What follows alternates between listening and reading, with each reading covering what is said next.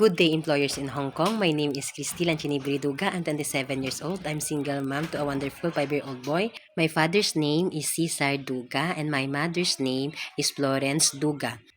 I have 4 brothers and 4 sisters. I am the fifth of the family. I'm Catholic and I'm high school graduate. I have agency called Bibing Manpower. I started work on May 10, 2016 and I end May 10, 2017. I'm a house girl and yaya. They have 5 families, 2 adults and 3 children. One children is 10-year-old girl, 9-year-old girl, and 6-year-old boy. My duties is taking care of the 3 kids, preparing their meals, clean the house, car wash, gardening, and ironing the clothes. When I finish my contract, I apply another one. I started on June 20, 2017 and I end June 20, 2018. I'm a house girl and yaya also.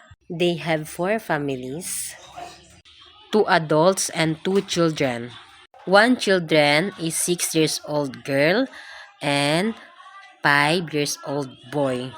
My duties is to taking care of the 2 kids, preparing their meals, pick up and drop off at the school, gardening, car wash, and ironing the clothes. They have 2 puppies. I really want to work in Hong Kong because I like to gain more experience and earn money for my son. I'm the only one who provides for him and I want to save for his future. To my potential employers, I hope you consider hiring me. I'm honest, a lover of kid, willing to learn, and I can work without supervision. Thank you and I hope to see you soon.